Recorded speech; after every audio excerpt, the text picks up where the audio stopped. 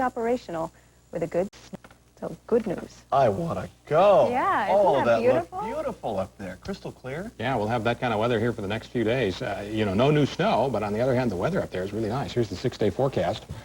Look for sunshine and gusty east winds next few days. Okay, great. Santa, bring me some skis. We'll see you again at 6. Thanks for watching.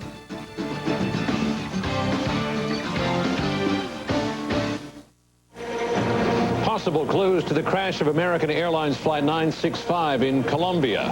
Investigators now have the flight data recorder and a few survivors who lived to tell the tale. The White House turns over the subpoenaed Whitewater documents, what they say and what they don't. And what happened to the Russian boxer of Brooklyn? A mystery wrapped in an enigma. This is the CBS Evening News with Dan Rather. Good evening. Dan is off tonight. I'm John Roberts. Amidst a field of bodies and wreckage, searchers in Colombia today found the flight recorder and cockpit voice recorder, crucial pieces of evidence from American Airlines Flight 965. It could crack the mystery of why the plane was 13 miles off course when it crashed in clear weather on Wednesday night. Just 4 of the 164 people aboard are known to have survived.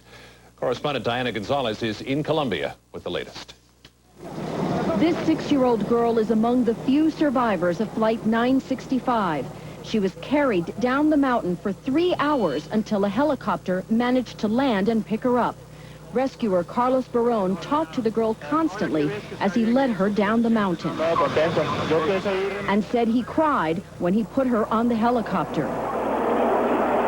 3 others are fighting for their lives in the intensive care unit at Cali's University Hospital. This afternoon, Colombian authorities were questioning the only one who was able to speak to them. The others are unconscious. 21-year-old Mercedes Ramirez's family was at her bedside. Doctors say her internal injuries are severe, and she's taken a turn for the worse. Today, rescue workers went back to the crash site, looking for more survivors. The last thing you lose is hope, but we never stop losing that hope. But hope had vanished for the people gathered outside a nearby soccer stadium. They had come to identify and claim the dead, clasping photographs, giving detailed information to authorities. The wait seemed endless for the family of Josephine Julio. Last night they told us that they were alive. They said we came and we thought on the airplane they were alive. And there is growing frustration that the process of removing the victims from the wreckage is taking so long. Today, investigators were able to retrieve the 757's black boxes and located the plane's 2 engines, both of which were destroyed in the crash. Today, bad weather continued to make rescue efforts even more difficult than they already are. There is concern that the longer it takes to remove the victims, the harder it will be to identify them. Diana Gonzalez, CBS News, Buga, Colombia.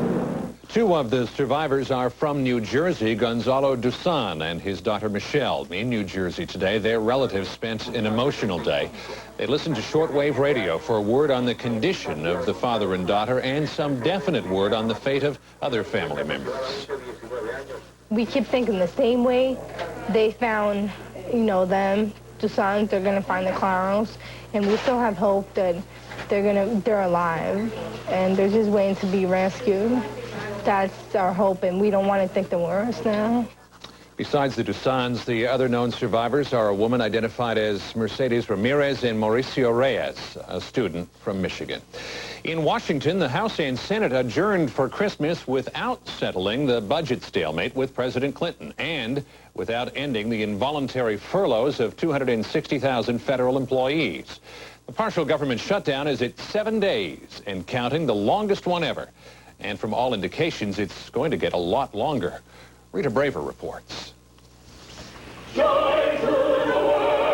For just a few minutes today, Washington seemed brimming with comfort and joy. Not a creature was stirring, not even a mouse. But it was a very few minutes. As Winston Churchill says, we will never, never, never give in. We will stay here till doomsday, and Merry Christmas. A key House committee chairman's vow to keep most of the government closed brought a standing ovation from Republicans. But Senate Democrats were furious. But I'll say one thing, I believe you'll rue the day that you shut the government down. What's the VA file number? Finally, with veterans and welfare recipients worried about the break in their benefits, at this time, we're not able to provide that service for you because of the shutdown, sir. Congress passed a short-term bill to allow veterans and welfare checks to be issued during the government shutdown. But there was still little progress on a long-term deal, despite a 3-hour White House meeting today. And reporters asked about the president's suggestion earlier this week that there are huge problems, in part because Speaker Newt Gingrich has lost control of the House. Mr. Speaker, do you feel like a dog being wagged by its tail? It's amazing you guys get paid for some of these questions. And on the eve of Christmas... I never call the speaker a dog. And I'm deeply grateful. But there's not much else to be grateful for around here, and despite the crisis, the president and congressional leaders are not scheduled to meet again for a whole week. Rita Braver, CBS News at the White House. The impact of the partial government shutdown is being felt a long way from Washington. Case in point, it's 2 nights before the night before Christmas, and one of the country's most popular outdoor holiday traditions is still up in the air. John Blackstone has the story from Yosemite National Park. I'm dreaming of a white Christmas. For thousands of people, a Christmas dream is a traditional Christmas in Yosemite National Park. But the budget stalemate has closed the park gates, and Yosemite's old-fashioned Christmas is slipping away. And the emotion here and the beauty of the setting, there's just nothing else like it, and it's a terrible, terrible waste. The chef has his food ready, but the banquet may never be served. Well, we had a lot of Christmas spirit yesterday. Today we got optimism is running a little low.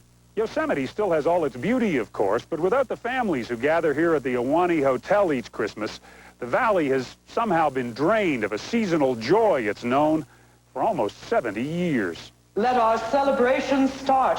The cast is still rehearsing for the centerpiece of Christmas here, a recreation of an old English banquet. For 3 months, I've driven 7 hours every single Monday to practice to sing this dinner. But if there's no budget agreement by tomorrow, the Christmas Eve spectacular will be canceled. Well, we're suffering, that's all I can say. The Yosemite Christmas banquet has been performed virtually unchanged since 1927. Andrea Fulton has been part of the show since she was 5 years old. After yesterday's probably pointless rehearsal, she read a poem sent by another regular of Christmas in Yosemite. So please cross your fingers, your toes and your knees, that Newt, the slime bucket, and Bill Clinton, the sleaze, will come to a meeting of minds, as they say, and open Yosemite for our Christmas day. A reminder to politicians who like to talk of family values. Christmas in Yosemite is something many families value. John Blackstone, CBS News, Yosemite National Park. Still to come on the CBS Evening News, the White House parts with its whitewater notes, the mystery of a boxer from Moscow missing in Brooklyn, and the sex symbol of the holiday season delivers. How you doing, Ethan?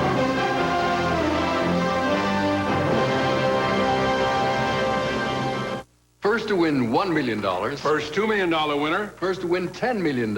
And now you can be the first to win $11 million, the biggest prize yet. So don't miss this sweepstakes from us. You can be first right here. How much closer are our precision heads? Our innovative lift and cut system? How much better is the latest Norelco? In a word, we've never brought you closer. The Norelco Razor, our closest shave ever. Hi, honey. I just want you to know that I was wrong. I love you. I can't seem to forget you. Your song stays on my mind. You know, one 12-hour Tavasty is so continuously effective on your congestion and sneezing that to get the same relief, you'd need 4 of these, up to 6 of these, or 6 of these. So you pay more for less relief. Tavasty, relief you can count on. Congress today handed President Clinton his first defeat in a veto showdown, voting to override Mr. Clinton's veto of legislation that will make it harder for stockholders to sue companies for fraud. Meanwhile, a new veto showdown is looming. Congress voted final approval today for a major welfare overhaul. The president says it will hurt the poor, and he won't sign it. On another front, congressional Republicans and the president ended their clash over White House notes subpoenaed by Whitewater investigators. The White House gave up the notes today. Eric Engberg has the story and the documents. Ending a constitutional showdown that was headed for the courts, congressional investigators today were handed notes of a 1993 meeting in which White House aides briefed the president's lawyers on Whitewater matters. The president gave up his claim that the notes written by White House Deputy Counsel William Kennedy were covered by lawyer-client privilege after Republicans agreed he wasn't waiving the privilege permanently. Republican predictions that the notes would show a plot being hatched to protect Mr. Clinton by obstructing federal investigations proved unfounded.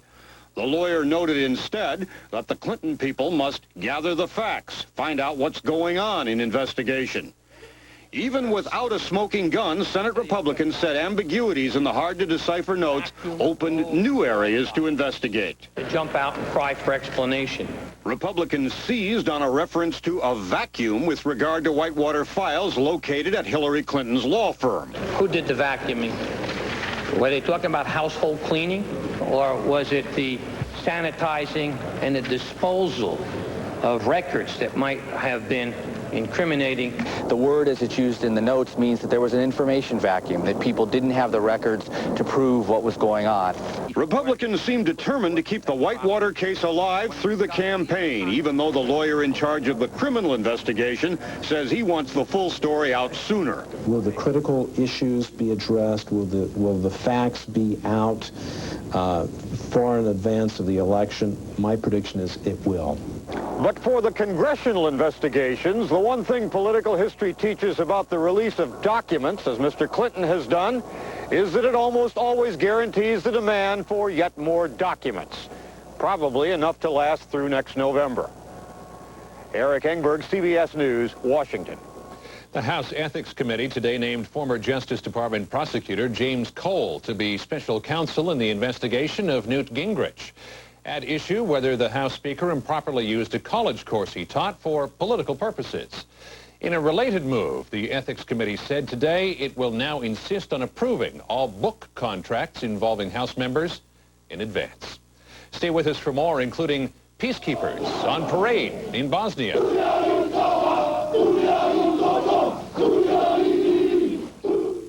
It hit me a few hours ago. Achy joints, sore throat, fever, the flu. Went right home for a couple of Advil. Not Tylenol. It takes 2 regular strength Tylenol to do the job of 1 Advil. No pain reliever gets me through the flu better than Advil. For a conquest like this, you need the cushioning and support of a walking shoe and the nerve to look down. Easy Spirit. Inside's our walking shoe, outside's the whole world.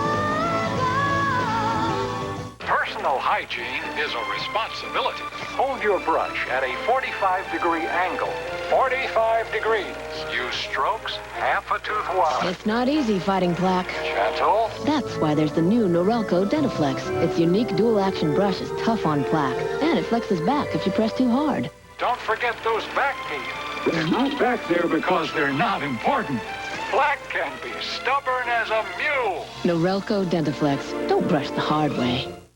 Now, Ed, imagine when we show up to meet the new winner and say, you've just won $11 million. What a day that'll be. We've never handed over a prize that big before. It's a whole new ball game. Not just 10, but $11 million.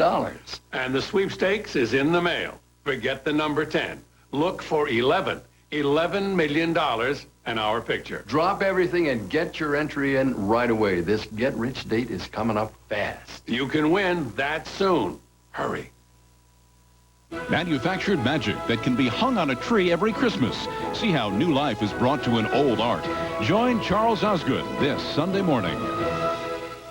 60 Minutes revisits 3 remarkable women for a Christmas Eve special and 3 remarkable men for a New Year's Eve special. This Sunday and next Sunday on CBS. With NATO forces establishing control of the countryside, the Muslim-led government of Bosnia announced today it is ending the state of war on its territory. Bosnian Serbs made the same declaration a week ago. But as Bob Simon reports, the absence of war is not the same thing as peace. At America's urging, the Bosnian government called on the Serbs of Sarajevo not to skip town, but thousands were not convinced. Leaving Sarajevo. It was bumper to bumper all the way across the line to land where they will be among their own. And on the way, many stopped by the cemetery not to bid farewell to their loved ones, but to take them along. We can't leave him here, he said. We don't want his grave to be desecrated. And the quiet hills around Tuzla shuddered today with the thump of artillery. It was the Danes on a firing range. And in an even snowier scape, the Russians were training in the company of their best friend, the winter. NATO and its allies were on the move everywhere. German troops arrived in Croatia, a place which many of their fathers knew too well. The British rolled up to the confrontation line, and the Americans humped their gear from one side of the Tuzla air base to another. The main force is still waiting for that bridge to be built across the Sava River. So these guys have little to do but provide amusement for the locals and make sure they're well rested for the coming campaign. This is at heart a collection of old enemies gathering to bring peace to Bosnia. It is in fact what Bosnia always stood for, multi-ethnic to the core, which Bosnia is no more.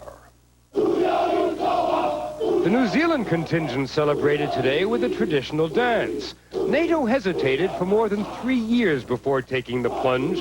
Its leaders were not convinced that this was an appropriate place for Europeans or Americans to get involved. There's too much tribalism here. No place for civilized Westerners to be. Bob Simon, CBS News, Tuzla. Muslim rebels said today they were pulling out of the second largest city in Chechnya after a week-long siege by Russian troops. Earlier, Chechen civilians went out to the Russian lines to protest the shelling of the town. They said at least 100 civilians were killed in the fighting. Tom Pettit, a longtime correspondent for NBC News, died today of complications from surgery. He may best be remembered for his on-the-spot coverage when Lee Harvey Oswald was shot in 1963. He also covered every presidential campaign since 1960 and won 3 Emmy Awards. Tom Pettit was 64. Hey, Remington, shave this. The Remington Triple Foil, the only shaver with 3 micro screens, now has a 50% greater cutting rate. If you can grow it, we can shave it. And for women, a silky smooth shave in or out of the shower. The Remington Wet Dry. Hi, honey. I just want you to know that I was wrong. I love you. I can't seem to forget you. Your wing song stays on my mind. I want to give her the check. You did it last time. It's my turn. We're the Police Patrol and you just want $1 million. I can't believe it. Kids, I told you not to believe everything you see on TV. I'll get it.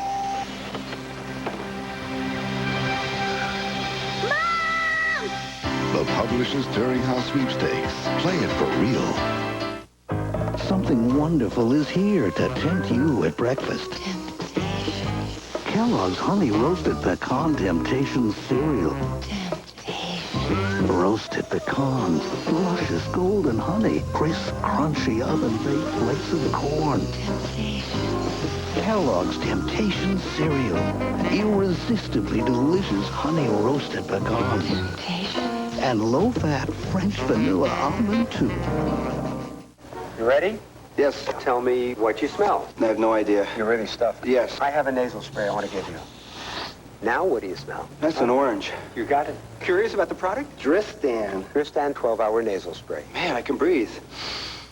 While a brother may be hard to propel, the Hoover Power Drive is self-propelled, making cleaning so easy, even a brother could do it. Hoover, nobody does it like you.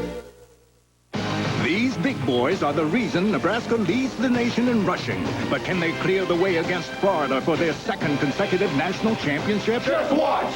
This fire put 1,400 people out of work, just in time for the holidays. Then he came to their rescue. Not an angel, their boss. A real-life Santa story, Monday. He came to Brooklyn, New York from Russia with the age-old dream of many immigrants. He hoped to fight his way to fame and riches. Just when the big time seemed within reach, Sergei Kobazev vanished without a trace. 6 weeks later, the mystery deepens and the search goes on, as Anthony Mason reports in tonight's Eye on America.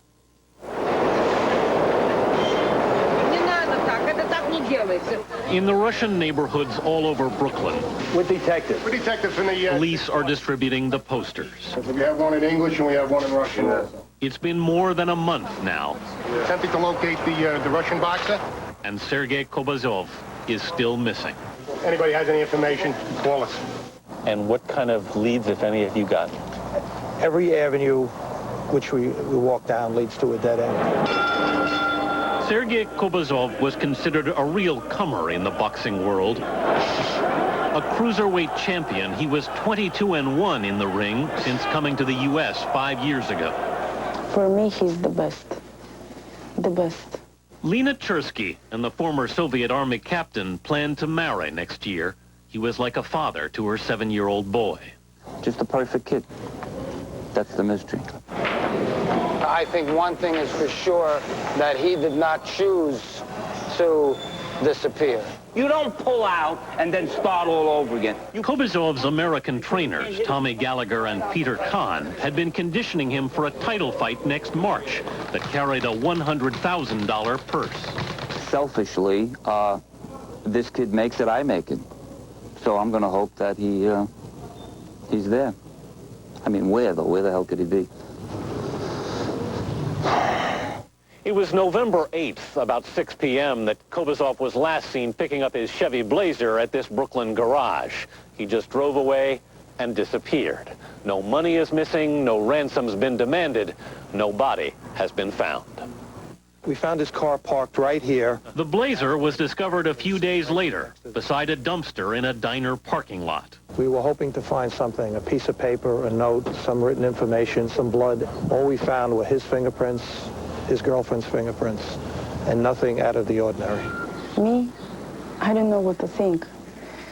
I don't know. He never had any enemies. He never argued. He's very quiet. You know, I don't know what to think. With little else to go on, police looked at Brooklyn's Paradise Restaurant, where Kobazov worked Saturdays as a bouncer. Detectives heard he broke up a fight here one night. It was a pushing between people, but Sergei has nothing to do with this fight. He's not even attached to any person.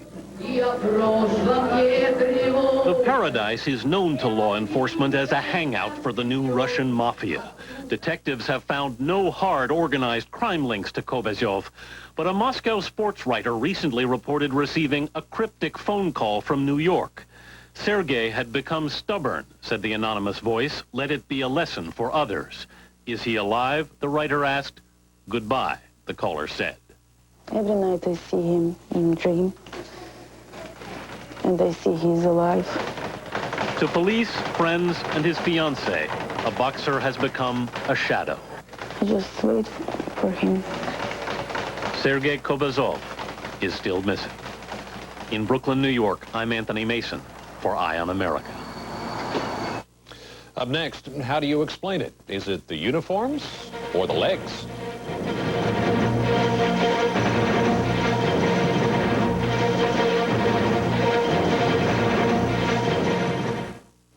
I'm 62. Can I still help prevent osteoporosis? It's never too late for Caltrate. Caltrate Plus has the extra calcium you need, plus 6 nutrients essential for healthy bones, whatever your age. It's never too late for Caltrate. Fibercon or Metamucil? Both give you the same predictable regularity, the same natural action of fiber. So what makes Fibercon different? With Fibercon, I get my fiber in 2 caplets. Fibercon, fiber regularity that's easier to take.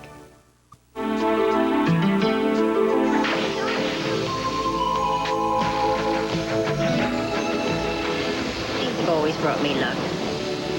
White Diamonds, the intriguing fragrance from Elizabeth Taylor. Something's been overlooked in the design of women's razors. The woman. But there's one razor that adjusts to your legs and underarms, even bikini line. Norelco's Silhouette, the first razor designed to shave a woman where a woman shaves. Absolutely amazing. So many winners. What is this, Ed? American Family's winners list. What's as big as a city telephone directory? Hundreds of thousands of winners. You know, I've met winners of really big money. Oh, yes. We've already awarded tens of millions of dollars. And now our biggest prize yet, $11 million is ready to go. You could get very rich just weeks from now. And start spending the $11 million we'll award when the winning number comes back. So get your numbers to us now. Okay, I don't see much in here, just kind of flakes. There's nothing wrong with flakes per se. You know, flakes can be very useful when you're making a meatloaf or your bread and fish. Anywho, I'll give them a go. You know, just a little skosh, okay? Because I had the cupcake and the... Ooh, you know, hold on. They are, you know what they are? They are tasty. They are crispy and they are crunchy. Kellogg's Corn Flakes. Kellogg's Corn Flakes. Oh, boy. That's a hoot. Taste them again for the first time.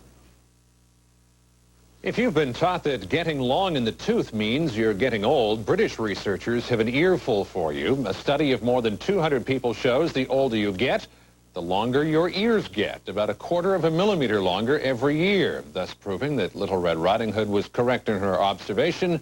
Grandma, what big ears you have. You can feel the holiday excitement in the air, the joy of giving and receiving. For many on the receiving end, the thrill goes beyond the contents of the package and tends to be a year-round affair. Bill Geist decided to investigate. When he comes in, everybody just melts. And of course, the cute legs don't hurt at all either. He walked in and we're like, wow. He could have any woman in Beverly Hills he wanted. These women aren't talking about movie stars. UPS next day. They're swooning over their UPS delivery men, who have somehow become sex symbols.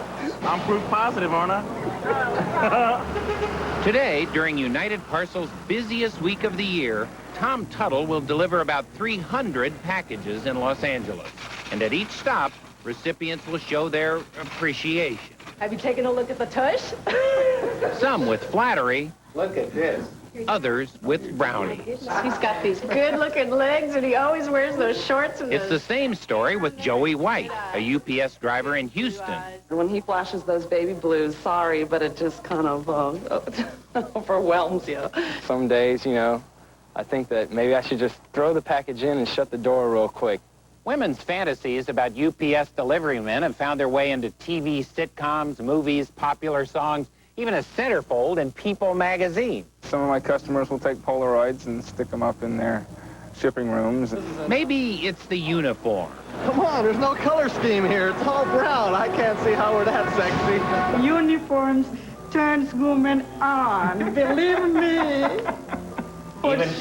Even if they're brown polyester. Oh, sure. Some don't see the attraction at all. Could be jealousy. So you don't think UPS guys are any sexier than you? Are you kidding me? No way. You better do me right there, pal.